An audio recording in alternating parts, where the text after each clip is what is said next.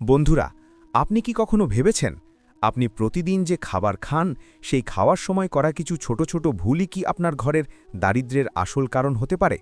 আপনি দিন-রাত পরিশ্রম করছেন, উপার্জন করছেন, কিন্তু তবুও টাকা টিকছে না। সংসারে শান্তি নেই, অশান্তি বাড়ছে। এর পিছনে কি লুকিয়ে আছে এমন কিছু অভ্যাস যেগুলো আপনি অজান্তেই প্রতিদিন করে যাচ্ছেন? যদি সত্যিই আপনি জানতে চান, তাহলে এই গল্পটি শেষ পর্যন্ত মনোযোগ দিয়ে শুনুন। আর যদি আপনি চান আপনার জীবনে মা লক্ষ্মীর কৃপা বজায় থাকুক, তাহলে এখনই ভিডিওটি লাইক করুন, চ্যানেলটি সাবস্ক্রাইব করুন এবং কমেন্টে লিখুন রাধে রাধে। কারণ ভগবানের নাম উচ্চারণ করলেই মন পবিত্র হয়, আর যেখানে মন পবিত্র সেখানে লক্ষ্মীর বাস নিশ্চিত। বন্ধুরা, আজকের এই কাহিনী শুরু হয় এক ছোট্ট গ্রাম থেকে, যেখানে বাস করত সুমনা নামে এক গৃহবধূ। সুমনা ছিল অত্যন্ত পরিশ্রমী, ভক্তিময়ী এবং সংসারমুখী একজন নারী। প্রতিদিন ভোরে উঠে সে স্নান করত, ঘরের কাজ করত, দেবদেবীর পূজা করত এবং তারপর নিজের পরিবারের জন্য খাবার তৈরি করত। তার স্বামী ছিল একজন সাধারণ শ্রমিক, দিনমজুরির কাজ করে সংসার চালাত। এত কিছু করার পরেও তাদের সংসারে যেন অভাবের শেষ ছিল না। যতই টাকা আসুক যেন কোথায় হারিয়ে যেত। কখনো অকারণে খরচ বেড়ে যেত, কখনো অসুখ-বিসুখ, আবার কখনো অশান্তি। সব মিলিয়ে তাদের জীবন যেন দুঃখের ছায়ায় ঢাকা পড়েছিল। সুমনা অনেকবার ভেবেছে সে কি কোনো ভুল করছে। সে তো প্রতিদিন পূজা করে, নিয়ম মানে, তবুও কেন এই দারিদ্রতার পিছু ছাড়ছে না? সে নিজের মনেই কাঁদত, প্রার্থনা করত, হে মা লক্ষ্মী, যদি তুমি সত্যিই থাকো তবে আমাকে পথ দেখাও। একদিন সন্ধে যখন সে একা বসে ভগবানের নাম জপ করছিল, তখন হঠাৎ তার ঘর ভরে উঠল এক অপূর্ব আলোর আভায়। সেই আলো ধীরে ধীরে রূপ নিল এক দিব্য মূর্তিতে। তিনি আর কেউ নন, স্বয়ং মা লক্ষ্মী। সুমনা বিস্ময়ে স্তব্ধ হয়ে গেল। সে তাড়াতাড়ি উঠে দুই হাত জোড় করে প্রণাম করল। তার চোখে জল এসে গেল। এ যেন স্বপ্নেরও বাইরে কিছু। মা লক্ষ্মী মৃদু হেসে বললেন, হে বেটি, তুমি আমাকে ডাকছিলে, তাই আমি এসেছি। তুমি আমার ভক্ত, পরিশ্রমী, তবুও তোমার সংসারে দারিদ্র্য কেন রয়েছে তা জানতে চাও, তাই না? সুমনা কাপা গলায় বলল, হে মা, আমি কি ভুল করছি? আমি সব নিয়ম মানার চেষ্টা করি, তবুও কেন আমার ঘরে সুখ সমৃদ্ধি আসছে না? মা লক্ষ্মী বললেন, হে বেটি, তুমি অনেক কিছু ঠিক করছো, কিন্তু এমন কিছু ভুল প্রতিদিন করে যাচ্ছ যেগুলো তুমি বুঝতেই পারছ না। আর সেই ভুলগুলোর সম্পর্ক রয়েছে তোমার খাওয়ার সময়ের আচরণের সাথে। সুমনা অবাক হয়ে বলল, খাওয়ার সময়? মা, সেখানে আবার কি ভুল হতে পারে? মা লক্ষ্মী বললেন, এই যে তুমি প্রতিদিন খাবার গ্রহণ করো, সেটা শুধু শরীরের পুষ্টি নয়, এটা একটি পবিত্র কর্ম, একটি সাধনা। কিন্তু যদি এই সাধনায় ভুল হয়, তাহলে তার প্রভাব সরাসরি তোমার ভাগ্যের ওপর পড়ে। এরপর মা লক্ষ্মী বলতে শুরু করলেন, হে বেটি, প্রথম ভুলটি হল অনেকেই খাওয়ার সময় রাগ, দুঃখ বা চিন্তা নিয়ে বসে। তুমি কি জানো, যখন তুমি রাগ বা দুঃখ নিয়ে খাবার খাও, তখন সেই নেতিবাচক শক্তি খাবারের মধ্যেও প্রবেশ করে। আর সেই খাবার তোমার শরীরে গিয়ে শুধু শরীর নয়, তোমার ভাগ্যকেও প্রভাবিত করে, যার ফলে সংসারে অশান্তি বাড়ে, ধন টেকে না, আর সুখ ধীরে ধীরে দূরে সরে যায়। দ্বিতীয় বড় ভুল, খাওয়ার সময় ঝগড়া করা বা খারাপ কথা বলা। অনেক ঘরে দেখা যায় সবাই একসাথে বসে খাওয়ার সময়ই ঝগড়া শুরু হয়। কিন্তু হে বেটি, যেই সময় ভগবানের অন্ন গ্রহণ করা হয়, সেই সময় যদি অশান্তি হয়, তাহলে সেই ঘরে আমি কখনো বাস করি না। তৃতীয় ভুল, খাবার অপচয় করা। অনেকেই প্লেটে খাবার নিয়ে রেখে দেয়, খায় না, ফেলে দেয়। এটা শুধু অপচয় নয়, অন্নের অপমান। আর যেখানে অন্নের অপমান হয়, সেখানে দারিদ্র্য আসতেই বাধ্য। চতুর্থ ভুল, খাওয়ার আগে ভগবানের নাম না নেওয়া। অন্ন হল দেবতার প্রসাদ, তাই খাওয়ার আগে যদি কৃতজ্ঞতা না দেখাও, তাহলে সেই অন্নের পূর্ণ ফল পাওয়া যায় না। পঞ্চম ভুল, খাওয়ার সময় পা নাড়ানো বা অস্থির থাকা। এটা শুধু অভদ্রতা নয়, এটা অশুভ লক্ষণ। এতে মন স্থির থাকে না, আর অস্থির মন কখনো সমৃদ্ধি আনতে পারে না। মা লক্ষ্মীর প্রতিটি কথা শুনে সুমনার চোখ খুলে যেতে লাগল। সে বুঝতে পারল সে সত্যি অনেক ভুল করছে, কিন্তু কখনো বুঝতেই পারেনি। মা লক্ষ্মী আবার বললেন, হে বেটি, এখনও সময় আছে। যদি তুমি এই ভুলগুলো সংশোধন করো, তাহলে দেখবে কিভাবে তোমার জীবন বদলে যায়। মনে রেখো, অন্ন শুধু খাবার নয়, এটা ঈশ্বরের আশীর্বাদ।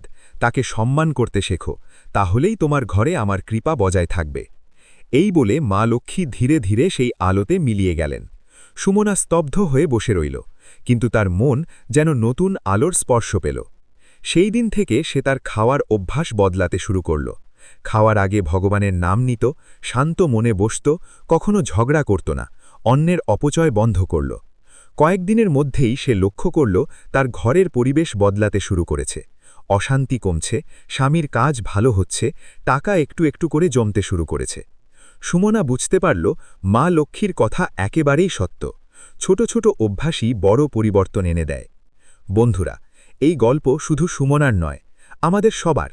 আমরা প্রতিদিন এমন অনেক ভুল করি যেগুলো আমাদের অজান্তেই আমাদের জীবনকে প্রভাবিত করে। তাই আজ থেকেই সচেতন হন। খাওয়ার সময় শান্ত থাকুন, কৃতজ্ঞ থাকুন, অন্যের সম্মান করুন। কারণ মনে রাখবেন, যেখানে অন্যের সম্মান হয় সেখানেই লক্ষ্মীর বাস হয়। সুমনা বুঝতে পারল মা লক্ষ্মীর কথা একেবারেই সত্য। ছোট ছোট অভ্যেসই বড় পরিবর্তন এনে দেয়।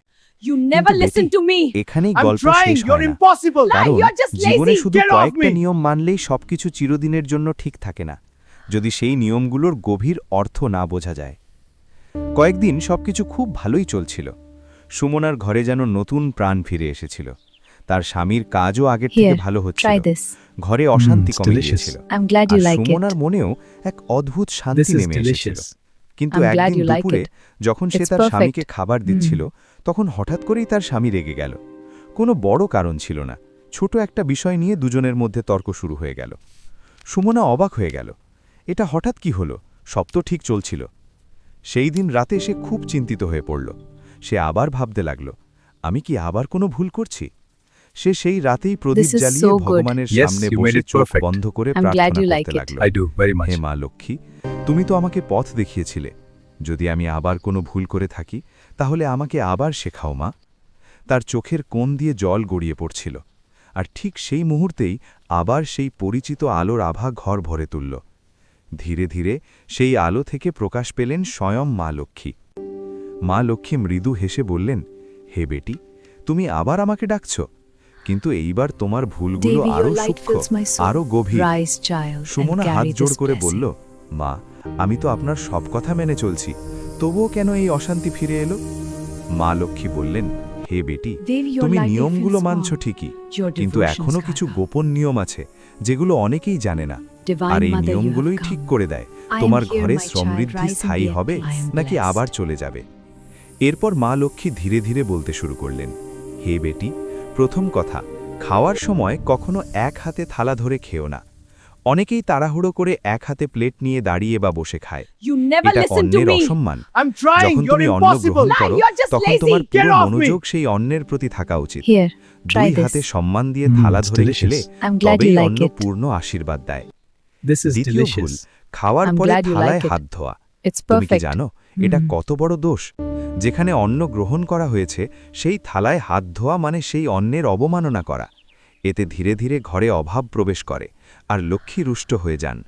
সুমনা মাথা নিচু করে বলল, মা, আমি তো অনেক সময় এমন করেছি। মা লক্ষ্মী স্নেহ ভরে বললেন, ভুল মানুষের থেকেই হয় বেটি, কিন্তু জেনে নেওয়ার পর সেটা ঠিক করাই বুদ্ধিমানের কাজ। এরপর তিনি বললেন, আর একটা বড় ভুল, রাতে জুঠা বাসন ফেলে রাখা। অনেকেই ক্লান্ত হয়ে বাসন ধোয়া কালকের জন্য রেখে দেয়, কিন্তু This is Beti, so good. যেখানে Yes, রাতভর you made it জুঠা perfect. বাসন পড়ে থাকে glad you like সেখানে it. Negative I do, very Shakti much. জমা হয়, আর সেই শক্তি ধীরে ধীরে তোমার ঘরের শান্তি নষ্ট করে দেয়। আর শোনো বেটি, খাওয়ার সময়ে দিকও খুব গুরুত্বপূর্ণ। কখনো দক্ষিণ দিকে মুখ করে খেও না, পূর্ব বা উত্তর মুখ করে খাওয়া শুভ মানা হয়। এতে শরীর সুস্থ থাকে, মন শান্ত থাকে, আর জীবনে উন্নতির পথ খুলে যায়। সুমনা মন দিয়ে প্রতিটি কথা শুনছিল। মা লক্ষ্মী আবার বললেন, অনেকেই খাওয়ার সময় পা ছড়িয়ে দেয় বা জুতো পরে খায়। এটা শুধু অভদ্রতা নয়, অশুভ। অন্ন গ্রহণ একটা পবিত্র কর্ম, তাই শরীর এবং মন দুটোকেই শুদ্ধ রাখতে হয়। আর সবচেয়ে গুরুত্বপূর্ণ কথা, খাওয়ার সময় কখনো খাবারকে অপমান করো না, যেমন খাবার নিয়ে নাক সিটকানো, খারাপ বলা বা রাগ করে খাওয়া ছেড়ে দেওয়া। এসব করলে অন্নের দেবতা রুষ্ট হন, আর যেখানে অন্ন রুষ্ট সেখানে লক্ষ্মী কখনো স্থায়ী হন না। সুমনার চোখে জল এসে গেল। সে বুঝতে পারছিল এই ছোট ছোট অভ্যেসগুলোই তার জীবনে প্রভাব ফেলছিল। মা লক্ষ্মী বললেন, হে বেটি, এখন আমি তোমাকে একটা বিশেষ উপায় বলছি। প্রতিদিন খাওয়ার আগে প্রথমে একটুখানি অন্ন আলাদা করে রাখবে। মনে মনে বলবে এই অন্ন সব জীবের জন্য। তারপর সেই অন্ন পাখি বা পশুকে খাওয়াবে। এতে তোমার ঘরের অন্ন কখনো কমবে না, বরং বাড়বে। আর মনে রাখবে, খাওয়ার সময় মন যেন শান্ত থাকে। পরিবার নিয়ে একসাথে বসে ভালোবাসা দিয়ে খাওয়া, এটাই The সবচেয়ে বড় harvest was সম্পদ। good. We are blessed. এই বলে মা লক্ষ্মী ধীরে ধীরে আবার with you সেই I am, my আলোতে dear. মিলিয়ে গেলেন। সুমনা এবার শুধু নিয়ম মানল না, সেই নিয়মগুলোর গভীর অর্থ বুঝে নিল। সে নিজের অভ্যেস পুরোপুরি বদলে ফেলল। Divine Mother, you ধীরে have ধীরে come. তার ঘরের I am পরিবেশ here, my একেবারে child. পাল্টে গেল। Rise and be at peace. স্বামীর আয় Blessed. বাড়তে লাগল, অকারণ খরচ কমে গেল, অশান্তি প্রায় শেষ হয়ে গেল। তার ঘরে যেন সত্যি লক্ষ্মীর বাস শুরু হলো। বন্ধুরা, এই গল্প আমাদের শেখায়, আমরা প্রতিদিন যা করি তার প্রভাব আমাদের জীবনে পড়েই। You never খাওয়া listen শুধু to me. শরীরের জন্য I'm নয়, trying. এটা You're এক ধরনের impossible. Puja. Why? You're just তাই lazy. আজ Get off থেকেই me. খাওয়ার সময় এই নিয়মগুলো Here, মেনে চলুন। try this. অন্নকে সম্মান করুন, it's delicious. মনকে I'm শান্ত glad you রাখুন, like it. আর কৃতজ্ঞতা নিয়ে প্রতিটি গ্রাস is গ্রহণ delicious. করুন। মনে I'm glad রাখবেন, you like it. যেখানে অন্নের It's সম্মান perfect. হয় সেখানেই লক্ষ্মীর বাস হয়, আর যেখানে লক্ষ্মীর বাস সেখানে দারিদ্র্য কখনো স্থায়ী হতে পারে না। শেষ করার আগে আবার বলছি, যদি আপনি চান আপনার ঘরে সুখ, শান্তি আর সমৃদ্ধি বজায় থাকুক, তাহলে এখনই কমেন্টে লিখুন রাধে রাধে, কারণ নাম সমরণেই জীবনের সব অন্ধকার দূর হয়ে যায়।